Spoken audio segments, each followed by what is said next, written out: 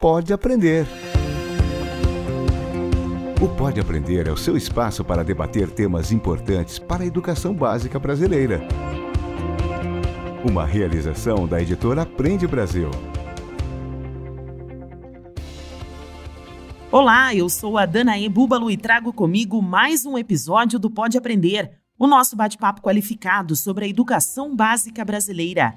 Uma boa oportunidade para a troca de ideias e muito aprendizado. Seja na sua casa, no carro, no alto-falante ou no seu fone de ouvido. Vamos juntos?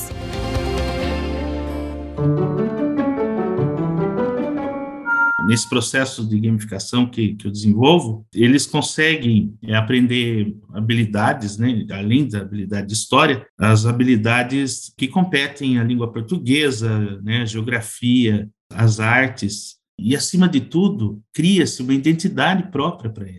Algo que a gente comenta muito com gamificação, que é a aprendizagem tangencial, ou seja, né, a partir de uma motivação, de um desafio, de algo que é intrínseco, né, você mobiliza o estudante a procurar outros conhecimentos. E ele vira também, o que a gente diz, ele é protagonista da ação, ele é autor da ação. O Pode Aprender quer tornar a sua jornada educacional cada vez mais enriquecedora e fazer a diferença no seu dia a dia.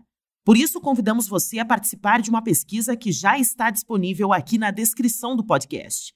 Conte pra gente sobre a sua experiência com o Pode Aprender. Livro aberto. Os jogos eletrônicos estão facilmente no topo de preferência do entretenimento das crianças e também dos adolescentes. E muitas vezes são considerados por pais e professores os vilões dos estudos. Mas é possível torná-los os verdadeiros parceiros da aprendizagem. Para isso, basta transformar os objetos de estudo das mais diversas disciplinas em elementos de jogos, para que os estudantes possam desenvolver suas habilidades e conhecimentos. Esta é a gamificação da pedagogia, uma forma de estudar e aprender que garante estímulos criativos e até diversão para os estudantes. No episódio do Pode Aprender de hoje, vamos entender como funciona a gamificação na educação, suas vantagens e como pode ser aplicada na prática pedagógica. Então se prepare para suas anotações, porque é hora de se aprofundar no assunto. Pega a caneta. Participam do bate-papo de hoje a Gislaine Batista Munhoz, coordenadora pedagógica, líder em educação aberta, entusiasta da educação pública. Estuda há muitos anos projetos de gamificação, criação de jogos digitais, nos quais crianças e adolescentes são seus principais parceiros de criação.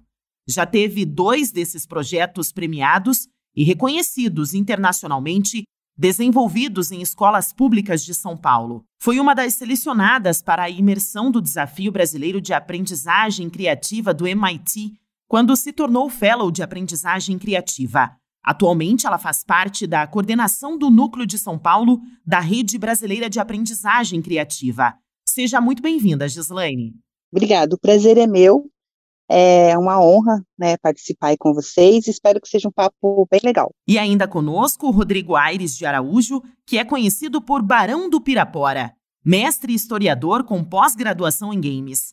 Atua como professor de história em colégios públicos e particulares de São Paulo e Santa Catarina. Tem 10 anos de experiência com oficinas culturais, com ONGs ambientais e culturais. É produtor de curtas de animação e games premiados em festivais. Utiliza novas tecnologias na educação como games, animações e quadrinhos. Desenvolve as práticas de gamificação na pedagogia, utilizando da prática de game design com os alunos em sala de aula. Tem vários prêmios como diretor de curtas, game designer e como professor. Foi vencedor do Prêmio Microsoft Educadores Inovadores 2012, o Prêmio Aprender e Ensinar do Banco do Brasil e foi finalista do Prêmio Professores do Brasil em 2015. Seja muito bem-vindo, professor Rodrigo, e obrigado por aceitar o nosso convite. Eu que agradeço, é uma honra participar com vocês, ainda mais do lado da minha colega Gislaine. Vai ser muito bacana. Bom, para a gente começar o nosso bate-papo, eu gostaria de saber qual que é a ligação de vocês com os games e com a educação. A gente pode começar pela Gislaine. Olha, minha ligação com os games começou de uma maneira muito intuitiva. Desde que eu comecei a trabalhar com tecnologias, né, essa questão do game sempre me chamou a atenção, né, por ser um recurso potente. No começo, né, como vocês sabem, até hoje ainda, né, os games, às vezes, eles não são vistos, né, com bons olhos. Muitas vezes na escola ele tem ainda uma percepção bastante marginal, às vezes, né, e essa introdução começou com os games educativos, né, eu era professora na sala de tecnologias, né, aqui na Prefeitura de São Paulo, e comecei a apresentar um pouco esses games, né, o potencial desses games, né, mesmo os educativos, para as minhas colegas, né, colegas de escola, tal. E, com o tempo, a gente tinha projetos com os estudantes, né, comecei a conversar com eles sobre esse potencial, principalmente quando começou, eu já tinha uma história, né, com essa questão da formação em games, com os professores, mas quando começou as redes sociais, né, de uma forma mais popularizada, muitas vezes eles iam para a escola para brincar nas fazendinhas, né, nos jogos das redes sociais. E eu vi que aquilo tinha um potencial muito grande, e perguntei se eles não topariam fazer jogos, né, com a gente, jogos com os professores, jogos para as aulas, porque eu falei, bom, eles conhecem essa ferramenta, né, eles conhecem esse artefato cultural, então, muito mais do que a gente, né, vivem sim, faz parte da vida deles. E comecei aí com um projeto onde os alunos eram produtores de conteúdo em games, depois posso falar um pouquinho mais do projeto, mas assim, meu início foi exatamente isso, já era uma criança que gostava muito de jogos de tabuleiro, vim de uma família também que gostava muito, que incentivava essa brincadeira, e isso depois acabou virando profissão.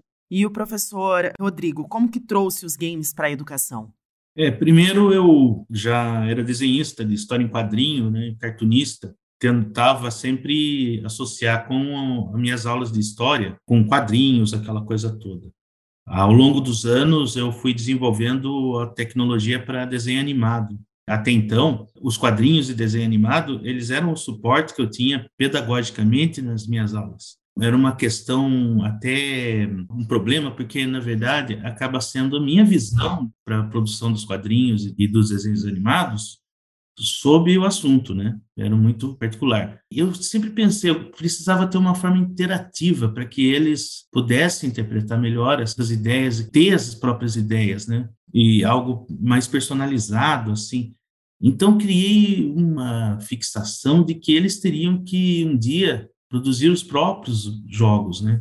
Foi uma situação interessante que me deu a start quando eu estava no litoral, dando aula no litoral de São Paulo, Ilhabela, e tinha uma criança que ele não era muito bom aluno, assim, de história, né? E tinha um dia lá que eu parei para conversar com ele, né? Falei, e aí, o que você gosta de fazer? Né? Eu gosto de videogame, né?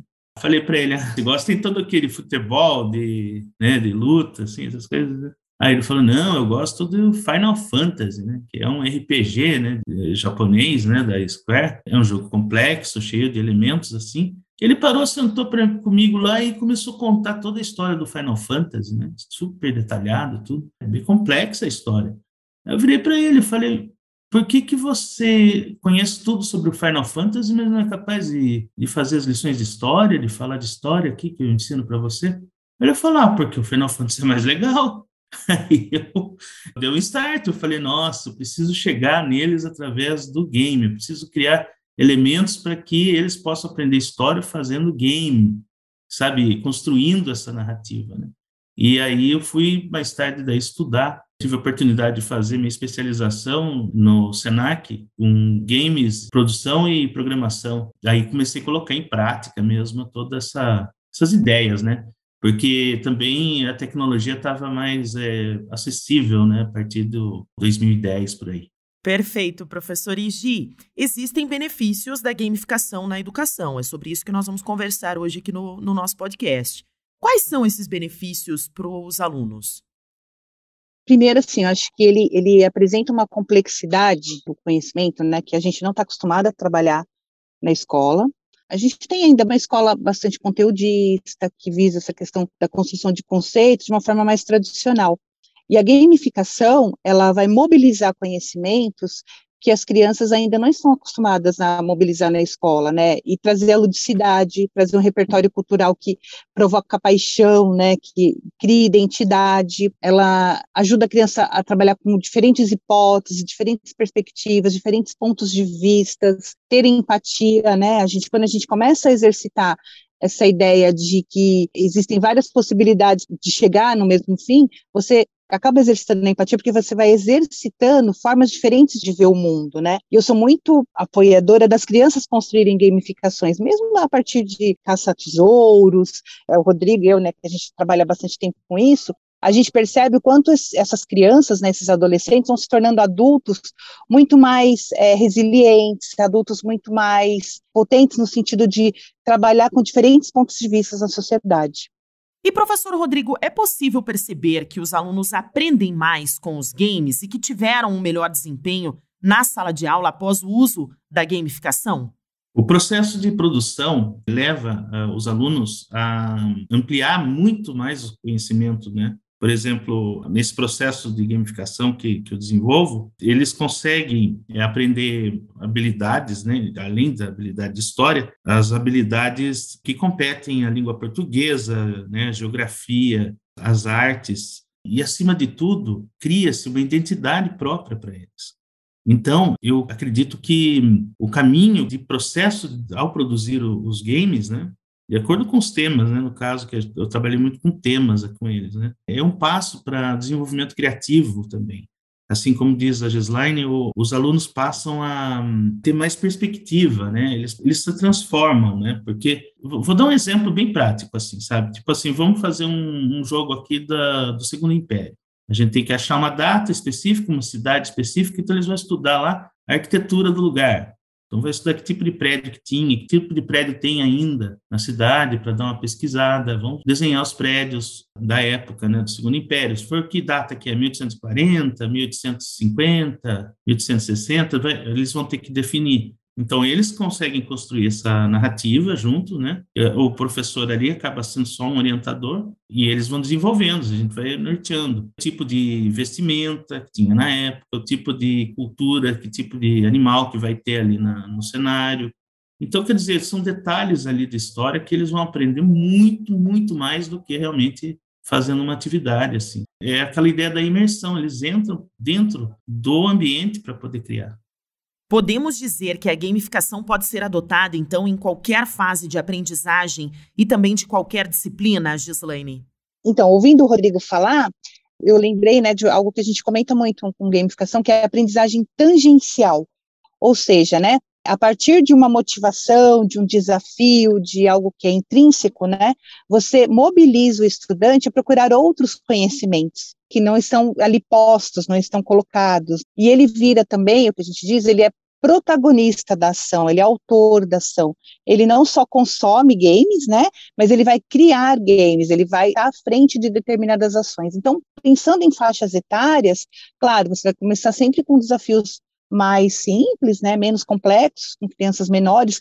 Assim, eu gosto muito de falar bastante, de fazer essa analogia, né, com a caça ao tesouro, né, então quando você está ali brincando com uma criança, uma caça de ovos, né, você está gamificando a experiência, né, e aí o que vai acontecendo, conforme a criança vai crescendo, as faixas etárias, você vai aumentando a complexidade de processos e os desafios. Né? Então, assim, eu acredito que desde a educação infantil, você pode trabalhar, assim, com práticas de gamificação, adaptando sempre a faixa etária. E, assim, qual é o segredo, né? Partir sempre daquilo que a criança curte, né? Então, historinhas que ela gosta, desenhos que ela gosta, e fazendo conexões com aquilo que o professor precisa trabalhar, né? Como o Rodrigo falou, ele é professor de história, a minha origem é professora de geografia, essa conexão, né, essa convergência do conteúdo que a criança gosta para o conteúdo didático, a gente pode fazer de uma forma muito natural, assistindo desenhos, séries, ampliando o nosso repertório também em relação a esse conhecimento, que é muito rico. E, professor Rodrigo, tem outras dicas, outras práticas e formas, até mesmo as técnicas de como aplicar a gamificação na educação dos alunos? O meu processo de trabalho com os alunos é através de formação de grupos. O primeiro passo que eu faço, além da sondagem, é a divisão em grupos, né, para que cada grupo tem a produção de uma fase, por exemplo, do jogo. Nesse caso, o que é importante fazer, para dica para as pessoas que querem começar a fazer gamificação, nesse grupo, você tem que dar função para cada um. Então, por exemplo, um vai ficar responsável para pesquisa. Pesquisa é junto, porque acabam fazendo todos juntos, mas da fase específica, né? Aí um vai ser responsável para desenhar, outro vai ser responsável para pintar, outro vai ser responsável para organizar. Isso em sala de aula, né? Isso é muito rico, né? Eles vão ter todos os elementos ali para construção e se compartilham, né? Esse é um dos fatores também. Aí, dentro desse grupo, sempre vai ter algum aluno que vai ser uma espécie de um líder deles. O que estimula, então, o processo do protagonismo juvenil, que é uma coisa natural também da gamificação. A partir daí, esses alunos também que vão ter contato direto com a gente em termos de produção, né, de desenvolvimento. É o que nos dá o suporte, que a gente chama de andaimagem, né, que seria o aluno que dá um andaime para a gente. Aí eles vão acompanhando,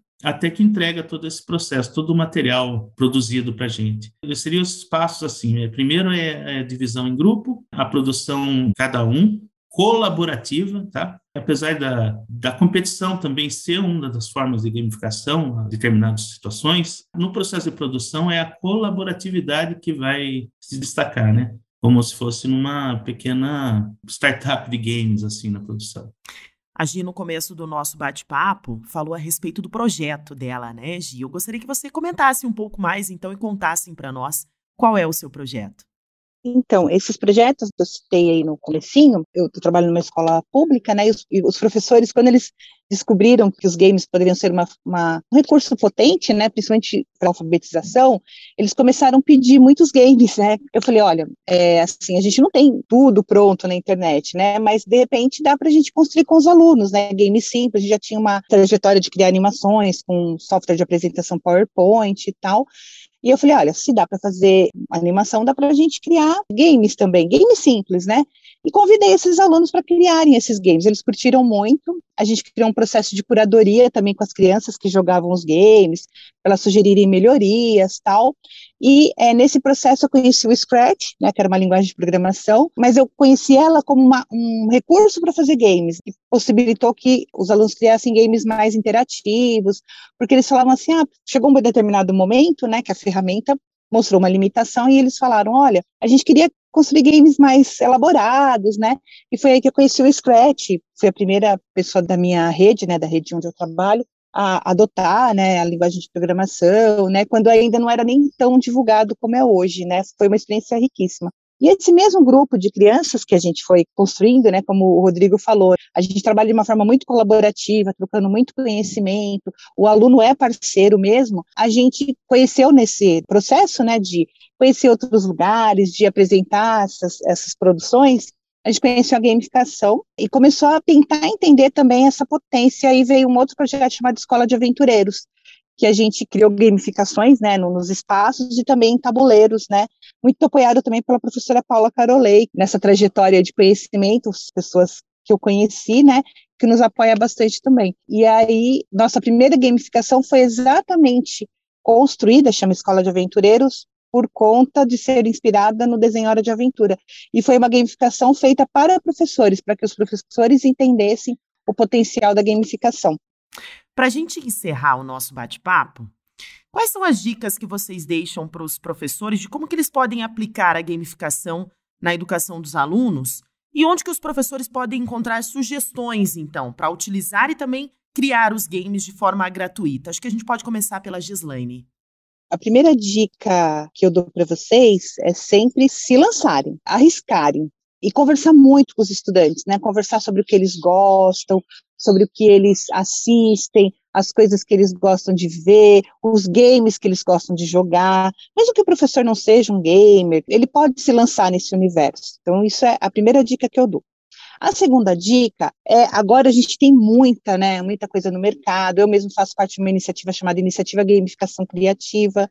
Depois a gente pode mandar o link para vocês. Lá a gente indica livros, indica sites, a gente tem alguns cursos que a gente dá gamificação também, e artigos, né, tem bastante artigos da professora Paula Carolei, que são muito interessantes, dá muitas práticas. Nesse site também a gente tem cases de gamificações que a gente fez.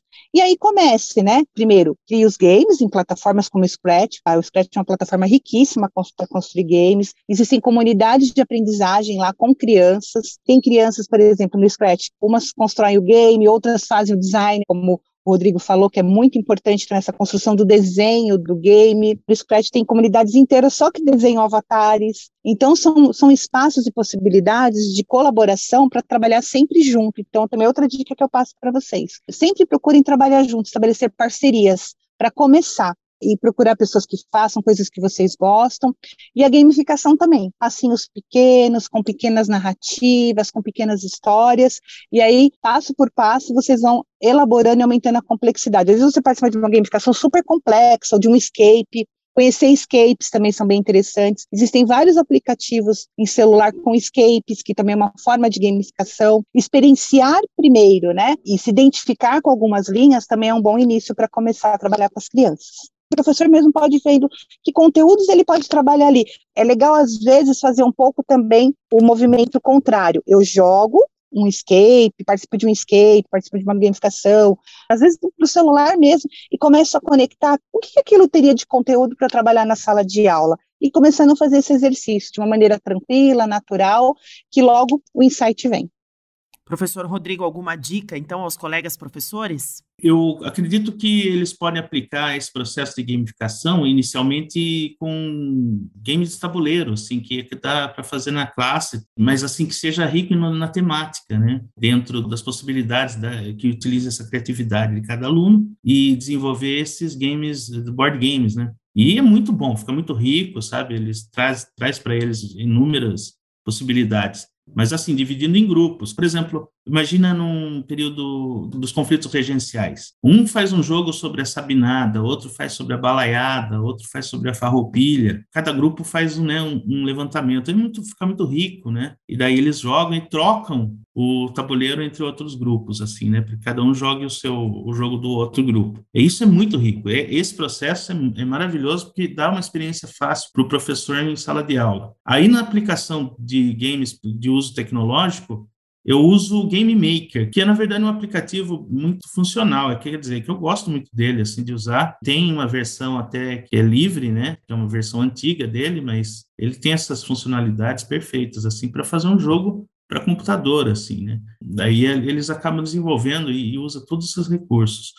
O importante é saber que pode ser feito gamificação de várias formas, né? Sem tecnologia, com tecnologia. Eu tenho um pouco de dificuldade de fazer de modo remoto, né? Agora, nesse período da pandemia, né? Eu tive um pouco de dificuldade de manter a produção, assim, mas isso também foi uma questão de a gente tem que se adaptar, né? Para se inspirar. E agora vamos até Curitiba falar com a Damila Bonato, gerente de marketing e produto do Aprende Brasil, e conhecer um exemplo prático de como o sistema também trabalha com a gamificação. Damila, qual é a novidade que você traz para nós e para os professores? Uma vez eu ouvi dizer que estudar podia ser chato, mas que aprender não. Aprender é para a vida. E o jogo Charadas do Corpo Humano é exatamente isso. É uma maneira divertida de aprender, de fixar o conteúdo. É um jogo online, ele é gratuito e ele ensina a localização e as funções dos órgãos do nosso corpo.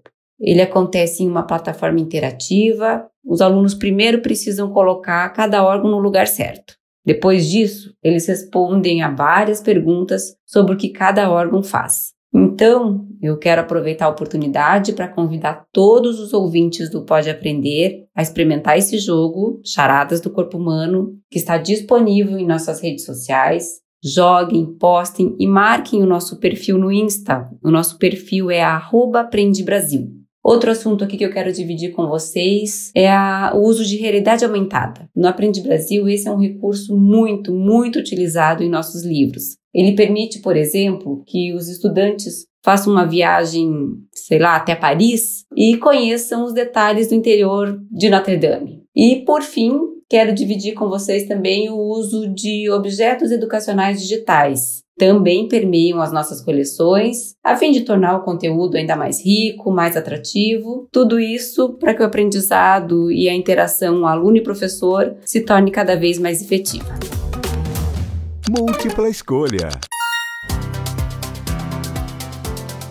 Este é o momento do podcast em que eu peço aos nossos convidados para deixarem dicas de leituras, de filmes, atividades, outras formas de estender o tema do episódio de hoje.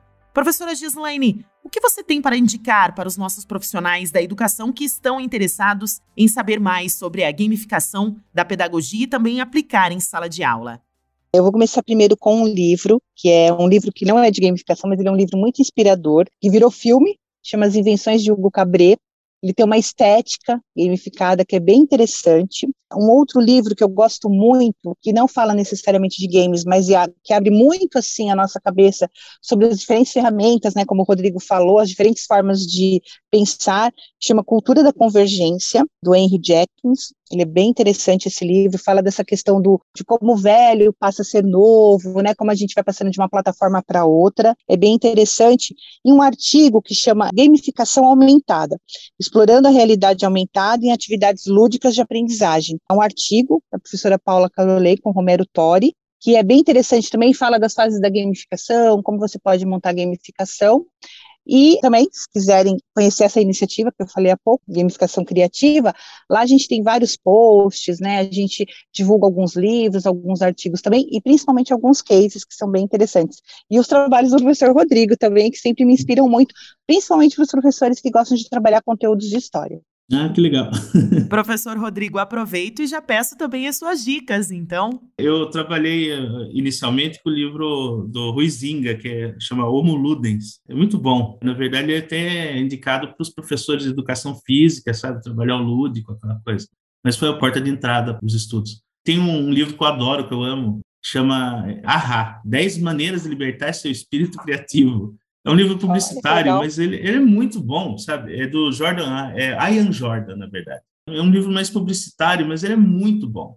E eu sempre estou lendo, estou consultando, assim, várias vezes, sabe? Como se fosse uma referência, sabe? Nos meus trabalhos, assim. Eu gosto de despertar esse lado criativo dos alunos. Alguns filmes, por exemplo, como o Scott Pilgrim, é muito legal, sabe? Porque o Scott Pilgrim, ele trabalha essa relação do game, até porque a produção dele, ele é baseado numa história em quadrinho, do canadense. Daí foi feita uma animação lá para Adult Swim, lá no Cartoon Network antigo, E depois um jogo também para o PlayStation. E daí lançou o filme, tudo junto de uma vez só. Tem os elementos de game no filme, é bastante interessante para trabalhar com os alunos e a percepção deles, assim. Sabe, para essa geração, nova, assim. É mó barato, assim. Diversão para casa. Eu peço para que sempre os nossos convidados deixem os contatos, para quem esteja interessado em continuar a conversa, descobrir um pouco mais a respeito do tema. Então, eu gostaria de saber se a professora Gislaine pode deixar o contato dela, um e-mail.